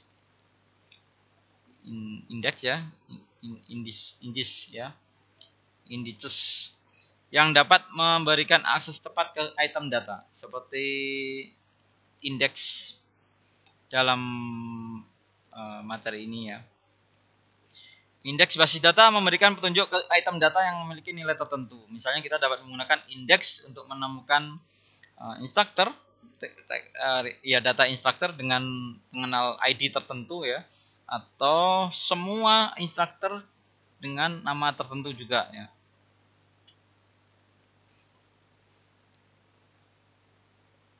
Query processor atau pemroses query. Komponen pemroses query ini meliputi DDL interpreter, itu menerjemahkan pernyataan-pernyataan DDL dan merecord atau mencatat definisinya dalam kamus data. Yang kedua adalah DML compiler, ini yang menerjemahkan pernyataan DML dalam bahasa query ke dalam rencana evaluasi yang terdiri dari instruksi tingkat rendah yang dipahami oleh mesin evaluasi query. Sebuah query biasanya dapat diterjemahkan dalam salah satu dari sejumlah rencana evaluasi alternatif yang semuanya memberikan hasil yang sama. DML compiler juga melakukan optimasi query, yaitu memilih rencana evaluasi dengan biaya terendah di antara alternatif lainnya. Yang ketiga adalah mesin evaluasi query evaluation engine. Ini mengeksekusi instruksi tingkat rendah yang dihasilkan oleh DML compiler. Pemrosesan query seperti ini gambarnya. Lalu ada manajemen transaksi.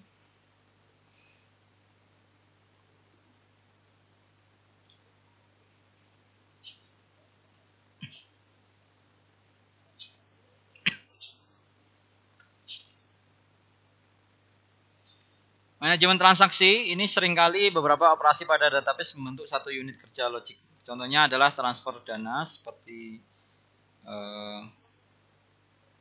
ada rekening debit dan rekening kredit ya. Jadi ketika kredit dan debit terjadi sekalian atau keduanya tidak terjadi. Ya, transfer dananya itu ya.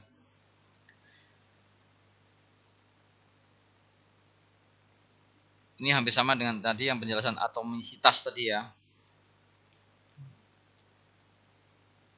Sedangkan untuk manajemen transaksi tadi ini sudah dijelaskan. Jadi transaksi itu adalah kumpulan operasi yang melakukan fungsi logik tunggal dalam aplikasi database. Setiap transaksi adalah unit atomisitas dan konsistensi. Oleh karena itu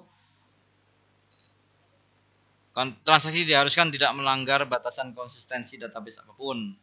Artinya jika database konsisten ketika transaksi dimulai, maka database harus konsisten ketika transaksi berhasil dihentikan. Namun selama pelaksanaan suatu transaksi mungkin perlu untuk sementara waktu untuk membiarkan adanya ketidakkonsistenan. Kita masuk ke database dan arsitektur aplikasi. Arsitektur database dulu.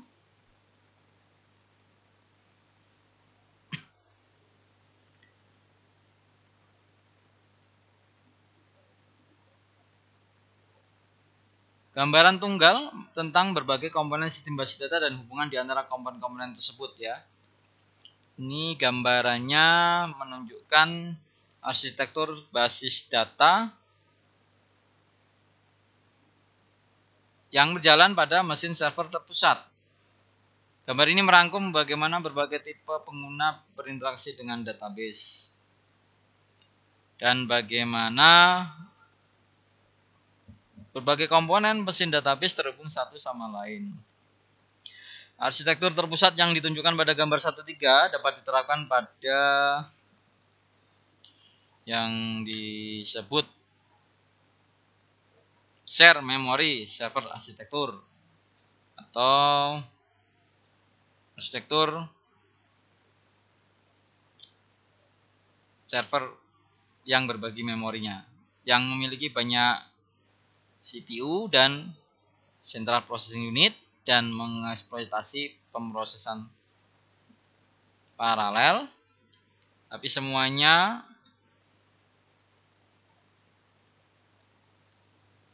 ini CPU itu adalah mengakses memori yang bersamaan secara umum.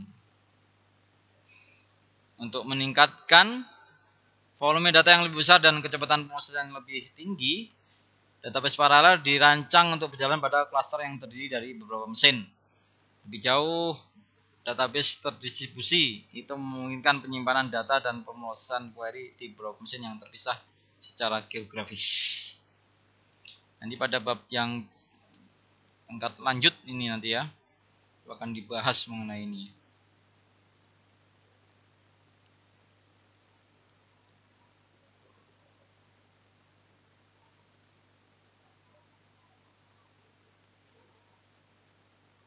Aplikasi database.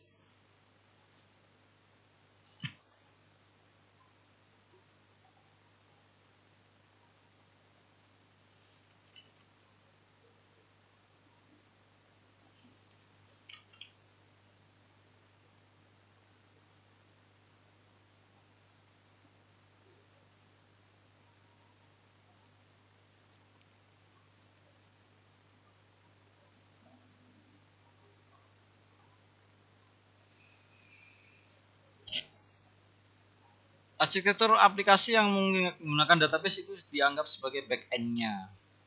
Aplikasi database dapat dipartisi menjadi 2 atau 3 bagian. Seperti yang ditunjukkan pada ini ya, gambar berikut. Aplikasi database generasi sebelumnya menggunakan arsitektur 2 tingkat, two-tier arsitektur, kemudian di mana aplikasi berada di mesin klien.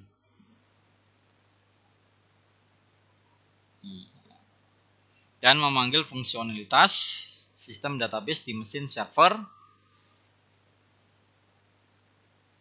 melalui pernyataan bahasa query. Sebaliknya, aplikasi database modern itu menggunakan arsitektur three-tier arsitektur 3 tingkat, di mana mesin klien hanya bertindak sebagai front end dan tidak berisi panggilan database langsung. Browser web dan aplikasi seluler adalah klien aplikasi yang paling umum digunakan saat ini. Pada bagian ujung depan itu berkomunikasi dengan aplikasi server aplikasi. Server aplikasi pada gilirannya berkomunikasi dengan, atau aplikasi server itu berkomunikasi dengan database, sistem database untuk mengakses data. Jadi secara bisnis logik ya, yang menyatakan tindakan apa yang harus dilakukan dalam kondisi apa tertanam di server aplikasi. Aplikasi tingkat 3 ini atau three-tier arsitektur ini memberikan keamanan dan kinerja yang lebih baik dibandingkan aplikasi 2 tingkat atau two-tier arsitektur. Kita masuk ke pengguna database. Tujuan utama dari sistem basis data adalah mengambil informasi dari dan menyimpan informasi baru dalam basis data. Orang yang bekerja dengan database dapat dikategorikan sebagai pengguna database, user atau database user, dan juga administrator database. Pengguna basis data dan antarmukanya. Ada 4 tipe pengguna sistem basis data yang berbeda. Dibedakan berdasarkan cara mereka berinteraksi dengan sistem. Berbagai jenis antarmuka pengguna telah dirancang untuk berbagai jenis pengguna itu tersebut. Yang pertama, pengguna naif atau naive user. Ini adalah pengguna sederhana yang berinteraksi dengan sistem menggunakan antarmuka pengguna yang telah ditentukan sebelumnya, seperti web atau aplikasi seluler. Antarmuka pengguna yang khas untuk pengguna naif adalah antarmuka formulir atau form, di mana pengguna dapat mengisi kolom form yang sesuai. Pengguna naif ini juga dapat melihat atau membaca report yang dihasilkan dari database.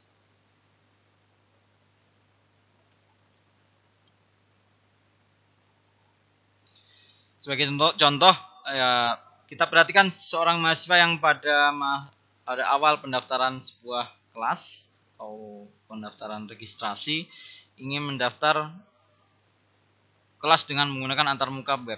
Pengguna tersebut terhubung ke program aplikasi web yang berjalan di server web. Pertama-tama aplikasi memverifikasi identitas pengguna dan kemudian mengizinkannya mengakses form tempat dia memasukkan informasi yang diinginkan.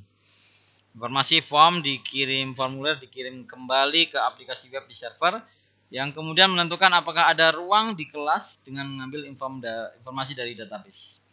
Dan jika demikian menambahkan informasi, dan jika ada, itu akan menambahkan informasi siswa ke dalam daftar kelas di sebuah database.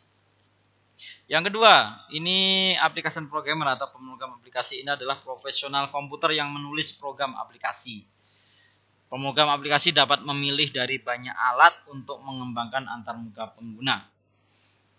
Berikutnya ada sophisticated user atau pengguna tingkat lanjut. Ini berinteraksi dengan sistem tanpa menulis program.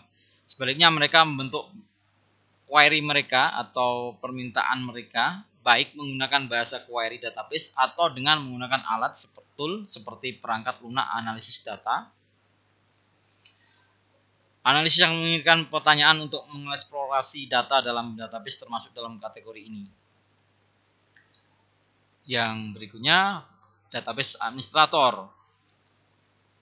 Database administrator ini berinteraksi dengan sistem tanpa menuliskan program.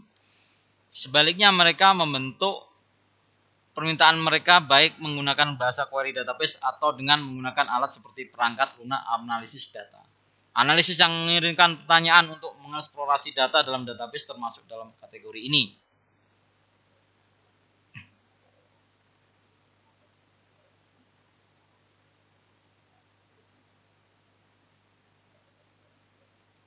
Administrator basis data, ini adalah salah satu alasan utama menggunakan DBMS. Tujuannya adalah untuk memiliki kendali terpusat atas data dan program yang mengakses data tersebut. Orang yang punya kendali terpusat terhadap sistem disebut administrator basis data, database administrator atau DBA. DBA. Fungsi dari DBA atau database administrator itu termasuk yang pertama definisi skema. Jadi DBA itu membuat skema database yang original, yang asli dengan menjalankan serangan pernyataan definisi data di DDL. Yang kedua, struktur penyimpanan dan definisi metode akses. DBA dapat menentukan beberapa parameter yang berkaitan dengan organisasi fisik data dan indeks yang akan dibuat. Yang ketiga, modifikasi skema dan organisasi fisik. DBA melakukan perubahan terhadap skema dan fisik organisasi untuk mencerminkan perubahan kebutuhan organisasi atau untuk mengubah fisik organisasi untuk meningkatkan kinerja. Pemberian otorisasi untuk akses data. Dengan memberikan berbagai jenis otorisasi, administrator basis data dapat mengatur bagian mana dari basis data yang dapat diakses oleh berbagai pengguna. Informasi otorisasi disimpan dalam struktur sistem khusus yang dikonsultasikan oleh sistem database setiap kali pengguna mencoba mengakses data dalam sistem. Perawatan rutin, routine maintenance. Contoh aktivitas pemeliharaan rutin administrator database adalah yang pertama mencadangkan database secara berkala ke server jarak jauh untuk mencegah hilangnya data jika terjadi bencana seperti banjir. Yang kedua, memastikan tersedianya cukup ruang disk kosong untuk mengoperasikan normal dan meningkatkan ruang disk sesuai kebutuhan. Yang ketiga, memantau pekerjaan yang berjalan di database dan memastikan bahwa kinerjanya tidak berjalan terdegradasi oleh tugas-tugas yang sangat mahal yang dikirimkan oleh beberapa pengguna. Sejarah dari sistem basis data.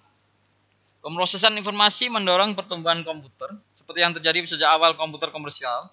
Faktanya, otomatisasi tugas pemrosesan data sudah ada sebelum komputer. Kartu berlubang ditemukan oleh Herman Hollerith, digunakan pada awal abad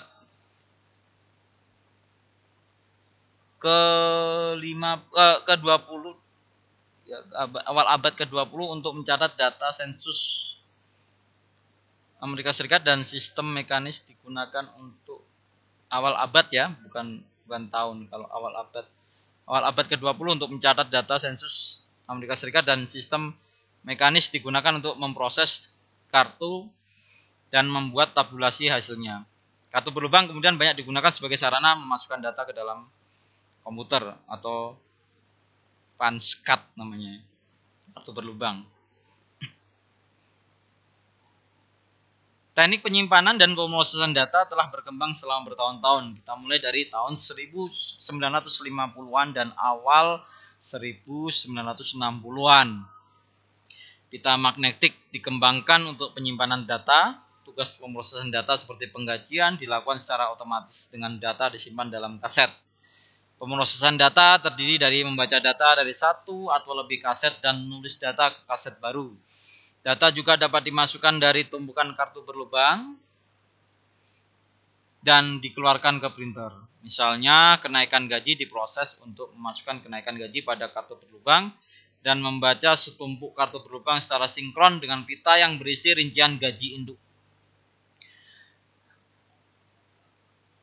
Record harus berada dalam urutan atau urutan yang sama.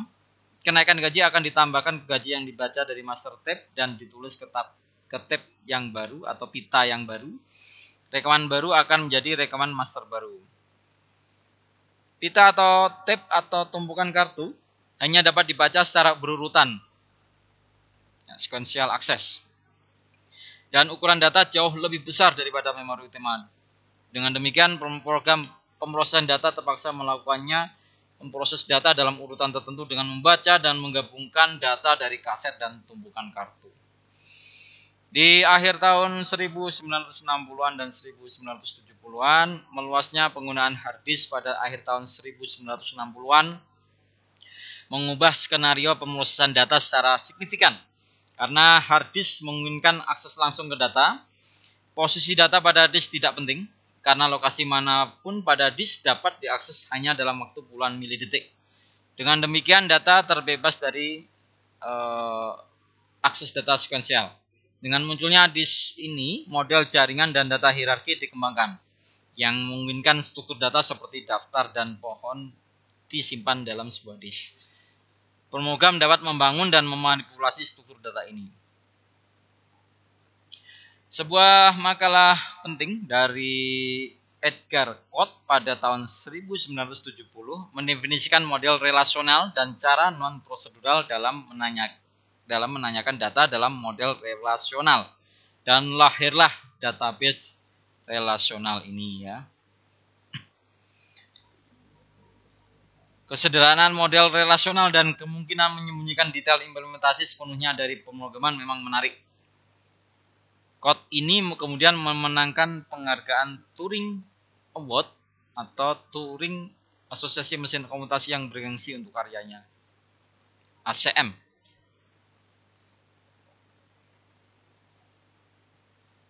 Akhir tahun 70-an dan 180-an. Meskipun menarik secara akademis, model relasional pada awalnya tidak digunakan dalam praktek karena dianggap merugikan kinerja. Database relasional tidak dapat menandingi kinerja jaringan yang ada dan database hierarki. Hal itu berubah dengan adanya sistem R yang dimulai atau yang dikembangkan oleh IBM Research. Sebuah proyek terobosan di IBM Research yang mengembangkan teknik untuk pembangunan sistem database relasional yang efisien. Prototipe sistem R yang berfungsi penuh menghasilkan IBM produk database relasional pertama, SQL, atau database relasional pertama tadi. Pada saat yang sama, sistem Inggris sedang dikembangkan di Universitas California di Berkeley ini ya, oleh Michael Stonebraker. Ini menghasilkan produk komersial dengan nama yang sama. Pada saat yang sama, versi pertama Oracle dirilis. Sistem database relasional komersial awal seperti IBM DB2, Oracle, Ingress, dan December RDB memainkan peran utama dalam memajukan teknik pemrosesan query deklaratif yang efisien. Pada awal tahun 1980-an, database relasional telah menjadi kompetitif dengan sistem database jaringan dan hierarki, bahkan dalam bidang kinerja. Basis data relasional sangat mudah digunakan sehingga akhirnya menggantikan basis data jaringan dan basis data hierarki. Pemrogram yang menggunakan model lama tersebut terpaksa menangani banyak detail implementasi tingkat rendah dan mereka harus mengkodekan query mereka secara prosedural. Yang paling penting, mereka harus mempertimbangkan efisiensi ketika merancang program mereka yang memerlukan banyak usaha. Sebaliknya, dalam database relasional, hampir semua tugas tingkat rendah ini dilakukan secara otomatis oleh sistem database, sehingga pemrogram bebas bekerja pada tingkat logik. Sejak mencapai dominasinya pada tahun 1980-an, model relasional telah menjadi yang tertinggi di antara model data. Tahun 1980-an juga menyaksikan banyak penelitian mengenai database paralel dan database terdistribusi, serta pekerjaan awal pada database berorientasi objek. Tahun 1990-an, bahasa SQL dirancang terutama untuk aplikasi pendukung keputusan yang bersifat query intensif. Namun basis data andalan pada tahun 1980-an adalah aplikasi pemrosesan transaksi yang bersifat update intensif. Pada awal tahun 1990-an, dukungan keputusan dan query muncul kembali sebagai area aplikasi utama untuk database. Alat untuk menganalisis data dalam jumlah besar mengalami pertumbuhan penggunaan yang besar. Banyak vendor database memperkenalkan produk database paralel pada periode ini. Vendor database juga mulai menambahkan dukungan objek relasional ke database mereka. Peristiwa besar pada tahun 1990-an adalah ledakan pertumbuhan WWW atau World Wide Web. Basis data dikerahkan jauh lebih luas dibandingkan sebelumnya. Sistem basis data kini harus mendukung tingkat pemrosesan transaksi yang sangat tinggi, serta keandalan yang sangat tinggi dan ketersediaan 24x7. Ketersediaan 24 jam sehari, 7 hari seminggu. Artinya tidak ada waktu henti untuk aktivitas pemeliharaan terjadwal. Sistem basis data juga harus mendukung antarmuka web ke data. Tahun 2000-an, jenis data yang disimpan dalam sistem basis data berkembang pesat selama periode ini. Data semi terstruktur menjadi semakin penting. XML muncul sebagai standar pertukaran data, JSON, format pertukaran data yang lebih ringkas dan cocok untuk menyimpan objek dari JavaScript atau bahasa pemrograman lain, kemudian menjadi semakin penting. Semakin banyak data yang disimpan dalam sistem basis data relasional sebagai dukungan untuk XML dan JSON format, ditambahkan ke sistem komersial utama. Data spasial, yaitu data yang mencangkup informasi geografis, digunakan secara luas dalam sistem navigasi dan aplikasi tingkat lanjut. Sistem basis data menambahkan dukungan untuk data tersebut juga.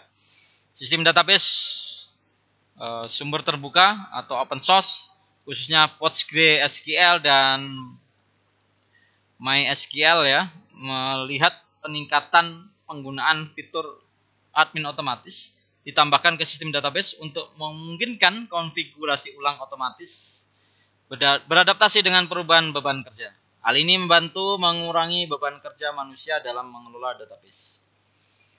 Platform jaringan sosial tumbuh dengan pesat, menciptakan kebutuhan untuk mengelola data tentang hubungan antara orang-orang dan data yang mereka posting, yang tidak sesuai dengan format tabel, baris, dan kolom. Hal ini menyebabkan pengembangan database grafik atau graph database. Di bagian akhir dekade ini, penggunaan analisis data dan penambangan data di perusahaan menjadi ada di mana-mana. Sistem database dikembangkan secara khusus untuk melayani pasar ini. Sistem ini menampilkan organisasi data fisik yang cocok untuk pemrosesan analitik, seperti penyimpanan kolom, di mana tabel disimpan berdasarkan kolom daripada penyimpanan berorientasi baris tradisional pada sistem database komersial utama. Volume data yang sangat besar, serta fakta bahwa sebagian besar data yang digunakan untuk analisis bersifat tekstual atau semi terstruktur, menyebabkan berkembangnya kerangka pemrograman seperti pengurangan peta atau map reduce ini ya, dan untuk memfasilitasi penggunaan paralelisme oleh pemrogram aplikasi dalam menganalisis data. Seiring berjalannya waktu, dukungan untuk fitur-fitur ini bermigrasi ke sistem database tradisional. Bahkan di akhir tahun 2010-an, perdebatan mengenai database terus berlanjut.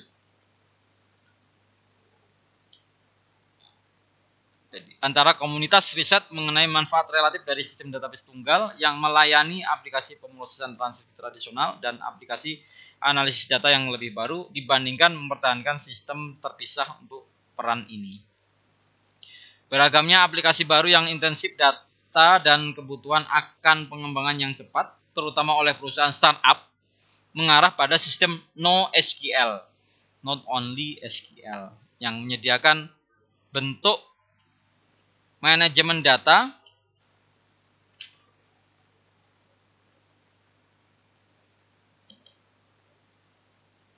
yang membentuk manajemen data ya, yang menyediakan NoSQL yang menyediakan bentuk manajemen data yang ringan. Nama ini diambil dari kurangnya dukungan sistem terhadap bahasa query basis data yang ada di mana-mana. Not only SQL, jadi ya, artinya tidak hanya SQL. Kurangnya bahasa query tingkat tinggi yang didasarkan pada model relasional memberikan fleksibilitas yang lebih besar pada pemrogram untuk bekerja dengan tipe data baru. Kurangnya dukungan sistem database tradisional terhadap konsistensi data yang ketat, memberikan lebih banyak fleksibilitas dalam penggunaan penyimpanan data terdistribusi oleh aplikasi. Model NoSQL tentang konsistensi ini model NoSQL ini mengizinkan salinan data yang terdistribusi menjadi tidak konsisten selama salinan tersebut pada akhirnya akan menyatu tanpa adanya pembaruan lebih lanjut. 2010-an, keterbatasan sistem NoSQL seperti kurangnya dukungan untuk konsistensi dan kurangnya dukungan untuk query deklaratif ditemukan dapat diterima oleh banyak aplikasi, misalnya jaringan sosial, sebagai imbalan atas manfaat yang mereka berikan seperti skalabilitas dan ketersediaan. Namun pada awal tahun 2010-an, terlihat jelas bahwa keterbatasan tersebut membuat jauh lebih rumit bagi pemrogram dan administrator basis data. Hasilnya, sistem ini berevolusi untuk menyediakan fitur guna mendukung gagasan konsistensi yang lebih ketat sambil terus mendukung skalabilitas dan ketersediaan tinggi. Selain itu, sistem ini semakin mendukung tingkat abstraksi yang lebih tinggi untuk menghindari kebutuhan pemrogram untuk mengimplementasikan kembali fitur-fitur standar dalam sistem database tradisional. Perusahaan semakin banyak melakukan outsourcing penyimpanan dan pengelolaan data mereka daripada mempertahankan sistem dan keahlian internal. Perusahaan mungkin menyimpan data mereka di layanan cloud yang menampung data untuk berbagai klien di beberapa server yang tersebar luas. Data dikirimkan ke pengguna melalui layanan berbasis web. Perusahaan lain melakukan outsourcing tidak hanya penyimpanan data mereka, tapi juga seluruh aplikasinya. Dalam kasus seperti ini disebut perangkat lunak sebagai layanan atau software as a service (SaaS). Ya. Vendor tidak hanya menyimpan data untuk suatu perusahaan, tetapi juga menjalankan dan memelihara perangkat lunak aplikasi. Tren ini menghasilkan penghematan biaya yang signifikan, namun juga menimbulkan permasalahan baru, tidak hanya dalam hal tanggung jawab atas pelanggaran keamanan, namun juga dalam kepemilikan data, khususnya ketika pemerintah meminta akses terhadap data. Besarnya pengaruh data dan analisis data dalam kehidupan sehari-hari menjadikan pengelolaan data sebagai aspek yang sering diberitakan. Ada trade-off yang belum terselesaikan antara hak privasi individu dan kebutuhan masyarakat. Untuk mengetahui, berbagai pemerintah nasional telah menerapkan peraturan mengenai privasi. Pelanggaran keamanan tingkat tinggi telah menciptakan kesadaran masyarakat akan tantangan keamanan cyber dan risiko penyimpanan data. Baik, mungkin hanya ini yang bisa saya sampaikan pada bab 1 ini. Terima kasih atas perhatiannya. Wallahul muwaffiq ila aqwamit thoriq. Assalamualaikum warahmatullahi wabarakatuh.